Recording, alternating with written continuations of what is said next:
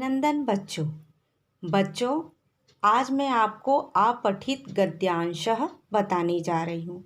अपठित गद्यांश को बताने से पूर्व कुछ महत्वपूर्ण तथ्यों को आपको मैं बताना और समझाना चाहती हूँ। जैसे अपठित गद्यांश है, तो अपठित गद्यांश इस शब्द का पहले मीनिंग जान लें। अपठित अ प्लस पठित अर्थात जो पहले ना पढ़ा हो। गद्यांश तो गद्य का अंश, इसका अर्थ क्या होता है? गद्य का अंश। तो अपठित गद्यांश का मीनिंग क्या हो जाएगा? गद्य का वह भाग जो पहले नहीं पढ़ा है, मतलब नहीं पढ़ा गया हो। ऐसे गद्यांश को क्या कहा जाता है? अपठित गद्यांश। इसके कुछ सामान्य निर्देश हैं बच्चों। पहला है, अपठित गद्यांश को ध्यान से पढ़ना चाहिए।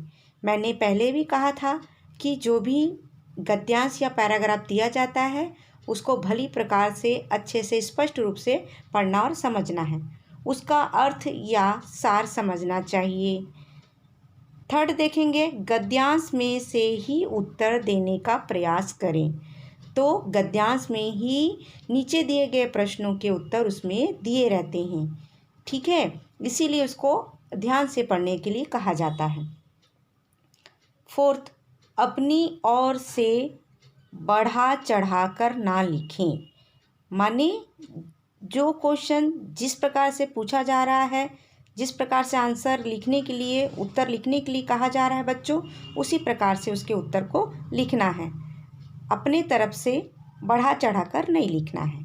फिफ्थ नंबर देखेंगे, अनुच्छेद पढ़ने के बाद प्रश्न को पढ़ना अनिवार्य है। माने जब आपने दिए गए गद्यांश को पढ़ लिया है तो उसके नीचे दिए गए प्रश्नों को उसके उपरांत पढ़ना अनिवार्य है, जरूरी है। सिक्स नंबर देखेंगे, प्रश्न पढ़कर अनुच्छेद माने अपठित गद्यांश के उत्तर को समझकर देखकर तभी लिखें। माने भली प्रकार से प्रश्नों को पढ़कर, गद्यांश को पढ़कर दिए गए प्रश्नों के उत्तर को समझकर लिखना है। स्मरणीयाः बिंदवः, कुछ स्मरण करने योग्य बिंदु आपको फिर से बता रही हूँ। पहला है, एक पदेन प्रश्न का उत्तर एक ही पद माने शब्द में दे, पद या शब्द में दे। सेकेंड है, पूर्ण वाक्यन के उत्तर पूर्ण वाक्य में दें और जितना आवश्यक है उतना ही दें। माने जितना जो क्वेश्चन पूछा जा रहा है, क्या पूछा जा रहा है, उसी को ही आंसर देना है। थर्ड देखेंगे, वाक्य सरल हो और जितनी आवश्यकता हो उतना ही उत्तर दें। अलग से बढ़ा चढ़ाकर कोई भी क्वेश्चन का आंसर ना दे। जितना पूछा जाए उतने का ही सरल रूप में आंसर देना है। अब गद्यांश देखेंगे बच्चों। महात्मा गांधी भारतस्य राष्ट्रपिता अस्ति। महात्मा गांधी, ये षष्ठी विभक्ति एक वचन है, तो क्या हो जाएगा? महात्मा गांधी भारत के राष्ट्रपिता हैं। अस्य जन्म 1869, ठीक है। तो वर्षे गुजरात प्रदेशस्य पोरबंदर नाम्नि नगरे अक्टूबर मासस्य 2 तारिकायाम् अभवत्। अस्य माने उनका जन्म 1869 माने 1869 वर्ष में गुजरात प्रदेश के पोरबंदर नामक नगर में अक्टूबर मास के 2 तारीख को हुआ। अस्य पिता श्री करमचंद गांधी, माता च पुतलीबाई आसीत्। उनके पिता श्री करमचंद गांधी और माता पुतलीबाई थी। अस्य बालकालस्य नाम मोहनदास करमचंद गांधी आसीत्। उनके बाल्यकाल का नाम मोहनदास करमचंद गांधी था। अस्य प्राथमिकी शिक्षा पोरबंदरे एव अभवत्। उनकी प्राथमिक शिक्षा पोरबंदर ही में हुआ, पोरबंदर में ही हुआ। सः उच्च शिक्षां प्राप्तुम् अंगलदेशम् आगच्छत्। वे मतलब वह महात्मा गांधी उच्च शिक्षा प्राप्त करने के लिए अंगल देश माने विदेश गए। तत्र माने वहाँ, या वे शब्द है बच्चों। सह बैरिस्टर उपाधि प्राप्य, वहाँ उन्हें बैरिस्टर की उपाधि प्राप्त हुई, प्राप्त किया। वहाँ बैरिस्टर की उपाधि प्राप्त कर स्वदेशम प्रत्यागच्छत्, और स्वदेश अपने देश वापिस आ गए।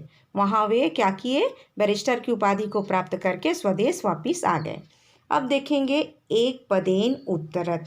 इसका पहला क्वेश्चन देखेंगे, भारतस्य राष्ट्रपिता कः आसीत्। तो भारतस्य षष्ठी विभक्ति एक वचन शब्द है, तो भारत के राष्ट्रपिता कौन है? इसका आंसर हो जाएगा महात्मा गांधी। अब क्वेश्चन नंबर 2 देखेंगे बच्चों, महात्मा गांधीनः जन्म कुत्र अभवत्। महात्मा गांधी का जन्म कहाँ हुआ? तो इसका आंसर हो जाएगा पोरबंदर नामनी नगरे, माने पोरबंदर नगर में।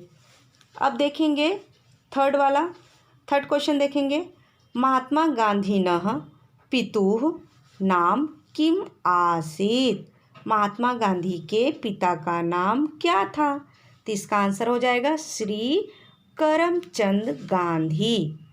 नेक्स्ट देखेंगे 4 क्वेश्चन, महात्मा गांधीनः प्राथमिकी शिक्षा कुत्र अभवत्। महात्मा गांधी की प्राथमिक शिक्षा कहाँ हुई?